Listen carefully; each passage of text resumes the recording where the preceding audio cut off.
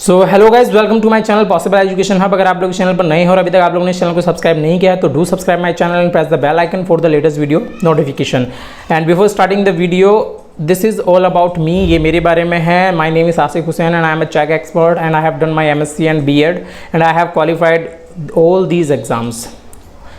So okay, before starting the video, so today we are going to discuss about the models of teaching। तो आज की जो हमारी video है उसके बारे में हम लोग डिस्कस करेंगे। शिक्षण के प्रतिमानों को जानेंगे, क्या होते हैं, कैसे होते हैं, इसके क्या टाइप्स हैं, टीचिंग मॉडल्स हैं, इसके हिस्ट्री जानेंगे, इसके फंक्शंस जानेंगे, इसकी इंपॉर्टेंस जानेंगे, एडवांटेजेस जानेंगे, इसके एलिमेंट जानेंगे, डिटेल में जानेंगे।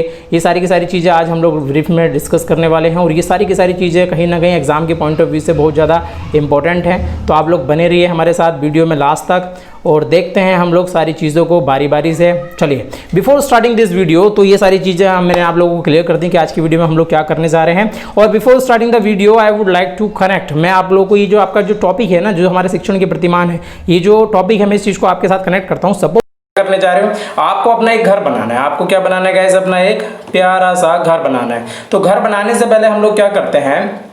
हम लोग एक आर्किटेक्ट के पास जाते हैं और सबसे पहले उसका क्या बनवाते हैं? हम लोग क्या बनवाते हैं? पहले एक नक्शा बनाने की कोशिश करते हैं।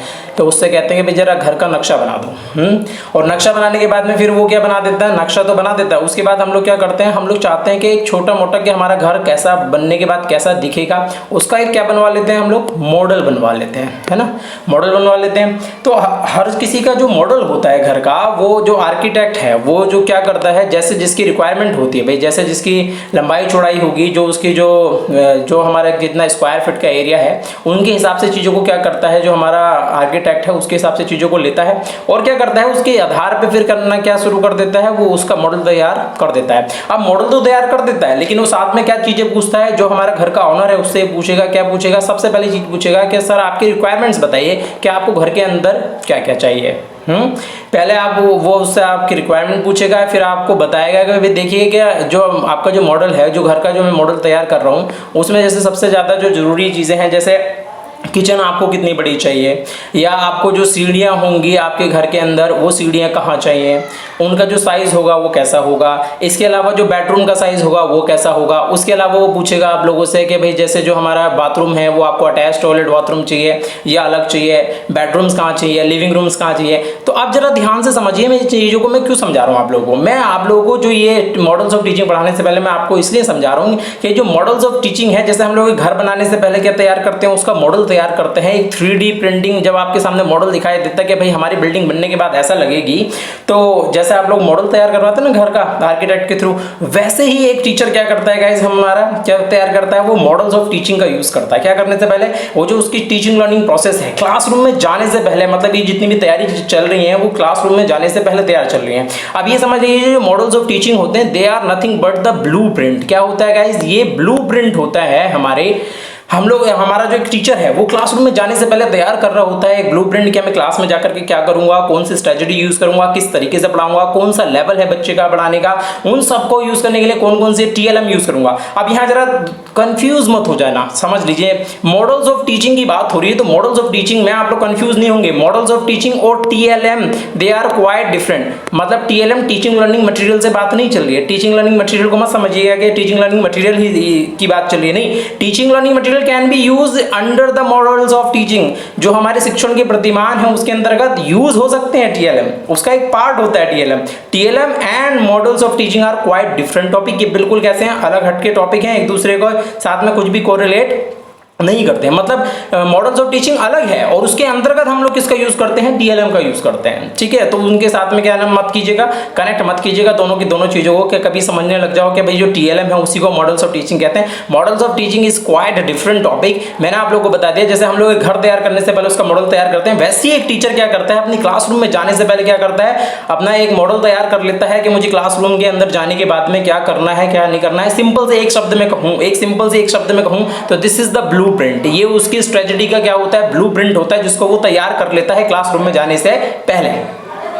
तो गाइज हम लोग बात कर लेते हैं हम लोग शिक्षण प्रतिमानों की, और थोड़े से बात करते हैं इसके किसके बारे में, ब्रीफ हिस्ट्री के बारे में, कौन इसके एक्सपोनेंट हैं। तो जान लीजिए कि जो टीचिंग लर्निंग मॉडल्स हैं उसके जो एक्सपोनेंट हैं वो दो लोग हैं, there are the two persons. Number एक हम लोग बात कर लेते हैं ब्रूस जॉयस की, और दूसरा है हमारी मार्सवेल। ये जो हमारे मार्सवेल और जो हमारे कौन है ब्रूस जॉयस हैं, ये दोनों के दोनों हमारे इसके एक्सपोनेंट हो जाते हैं। और इन्होंने इसकी जो डिस्कवरी की थी, इसकी डिस्कवरी की है इन्होंने 1972 में। To find a variety of the approaches, उन्होंने अलग अलग तरीके की अप्रोचेस को फाइंड किया ताकि क्या किया जा सके, to match the various learning styles, मतलब जो लर्निंग के जो अलग अलग स्टाइल्स हैं, जो टीचिंग के जो अलग अलग स्टाइल हैं उसको उसके हिसाब से ज़्यादा एनहेंस हो सके हमारी टीचिंग लर्निंग प्रोसेस, उसके लिए इन्होंने अलग अलग पॉलिसीज़ और स्ट्रेटजीज बनाई।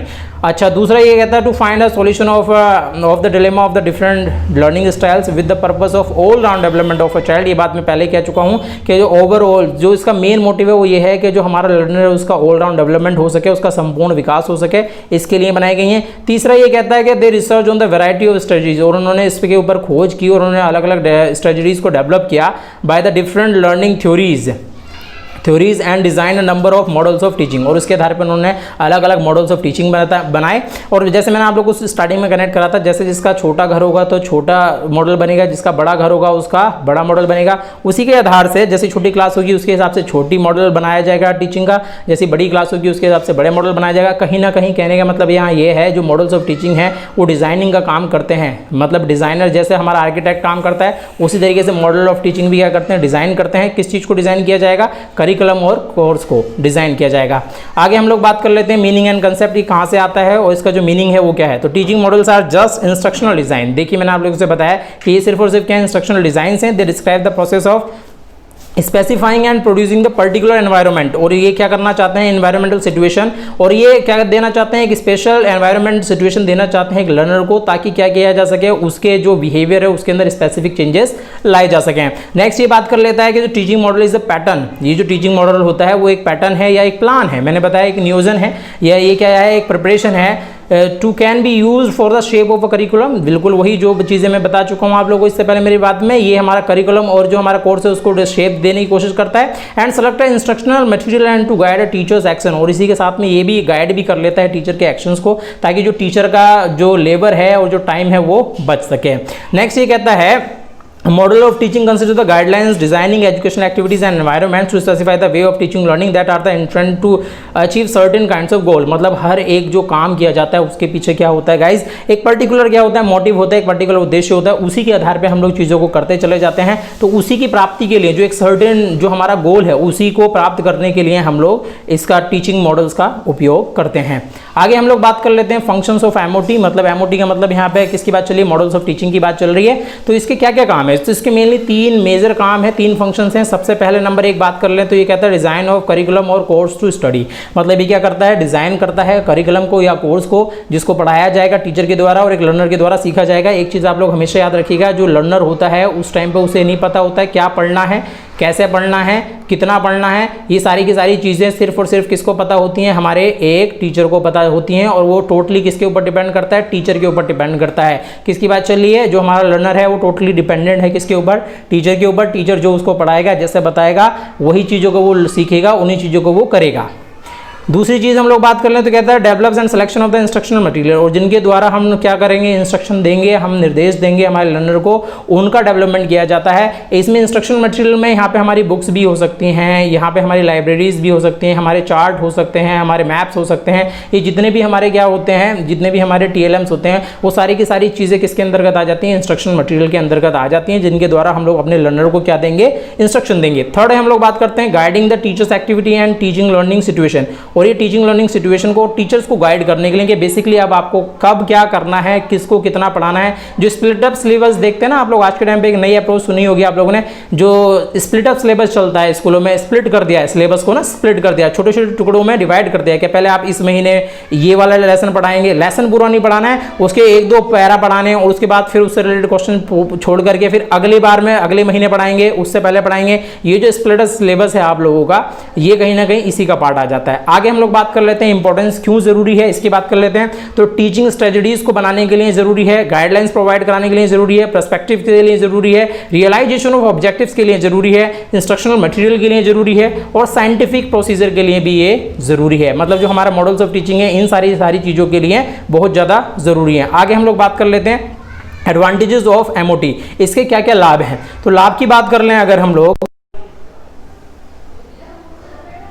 तो गाइज इनके क्या क्या एडवांटेजेस हैं, क्या क्या लाभ हैं इसके, उस चीज को देख लेते हैं। सबसे पहले achievement of the specific objective, जो हमारे विशिष्ट उद्देश्य हैं उसको प्राप्त किया जा सकता है। इफेक्टिव टीचिंग, और इसके द्वारा हमारी जो टीचिंग जो लर्निंग प्रोसेस है, जो टीचिंग लर्निंग प्रोसेस है उसको इफेक्टिव बनाया जा सकता है। अगला कहता है टीचिंग एंड लर्निंग रिलेशनशिप, और जो हमारे टीचर है और जो हमारा लर्नर है उसके रिश्तों में सुधार किया जा सकता है by using the different models of teaching. Next research work, और आप क्या भी कर सकते हैं इसके आधार पर आप रिसर्च वर्क भी कर सकते हैं। मतलब आप लोग एक अनुसंधान का कार्य भी किया जा सकता है कि आपको लगता है कि कहाँ पे कौन से स्ट्रेटजी में कमी है, कौन से मॉडल्स ऑफ टीचिंग में कमी है, उसके आधार पे भी आप अपनी कंडीशंस को या अपना रिसर्च वर्क कंप्लीट कर सकते हैं। आगे ये कहता है formulation of theories of teaching, मतलब ये क्या देता है, फॉर्मुलेशन देता है। जितनी भी आप लोगों ने थ्योरीज पढ़ी हैं टीचिंग की उनको एक फॉर्मूले की फॉर्म में, ब्लूप्रिंट की फॉर्म में आपके सामने रख देता है। और ये साइकोलॉजिकल टीचिंग है, साइकोलॉजिकल बिल्कुल मनोवैज्ञानिक टीचिंग है, क्योंकि ये किसके ऊपर डिपेंड करती है, ये सारी की सारी अप्रोच चाइल्ड सेंटर्ड अप्रोच है। मतलब ये सिर्फ और सिर्फ हमारे लर्नर के ऊपर डिपेंड करती है, उसके फील्ड ऑफ इंटरेस्ट के हिसाब से, उसकी कैपेसिटी के हिसाब से, उसकी एबिलिटी के हिसाब से आपको क्या देनी है, उसको एजुकेशन प्रोवाइड करानी है, उसकी लर्निंग को एनहांस करना है। आगे हम लोग बात कर लेते हैं गाइस इसमें एलिमेंट्स ऑफ एमओटी। तो जो इसके एलिमेंट्स हैं, यूं तो इसमें कितने एलिमेंट्स हैं, देयर आर द 6 एलिमेंट्स। तो बारी बारी से देख लेते हैं इन सबको, और they are the most important, बहुत ज़्यादा पूछे जाते हैं एग्जाम से आप लोगों से, इससे रिलेटेड क्वेश्चन बहुत ज़्यादा पूछे जाते हैं कि जो हमारे एलिमेंट्स ऑफ एमओटी होते हैं, that is models of teaching, वो क्या क्या होते हैं। तो सबसे पहले हम लोग बात कर लेते हैं इसमें। नंबर 1 है हमारा फोकस, नंबर 2 है हमारा सिंटैक्स, नंबर 3 हमारा social system, number 4 principle of reaction, number 5 हमारा सपोर्ट सिस्टम एंड नंबर 6 हमारे एप्लीकेशंस। तो गाइस चलिए हम लोग आज की इस वीडियो में फिलहाल एलिमेंट्स को हम लोगों ने देख लिया कि कितने एलिमेंट्स होते हैं और क्या होता है, हमारे मॉडल्स ऑफ टीचिंग क्या होते हैं, इसके एडवांटेजेस क्या होते हैं, इन चीज़ों को हम लोगों ने देखा बारी बारी से, और इसके फंक्शंस को जान लिया हम लोगों ने, इसका क्या मीनिंग होता है वो समझ लिया हम लोगों ने, और इसके एक्सपोनेंट कौन थे, इन सारी चीज़ों के बारे में हम लोग डिस्कस कर चुके हैं। और इससे आगे की जो चीज़ें हैं वो हम लोग डिस्कस कर लेंगे अगली वीडियो में, और बने रहिए। अगर आप लोग जानना चाहते हैं इसके एलिमेंट्स ऑफ एमओटी के बारे में, तो अगली वीडियो का वेट कीजिए, मैं कल ही आप लोगों के लिए वो वीडियो अपलोड कर दूंगा। और आई होप अगर आप लोगों को वीडियो पसंद आई हो गाइस, और हमारे एफर्ट्स आप लोगों को अच्छे लग रहे हैं, तो अगर अभी तक चैनल को सब्सक्राइब नहीं किया है तो do subscribe my channel and press the bell icon for the latest video notification. चलिए गाइज मिलते हैं आप लोगों से बहुत जल्द आपसे, और डिस्कस करेंगे सारे के सारे एलिमेंट्स ऑफ एमओटी को अगली वीडियो में।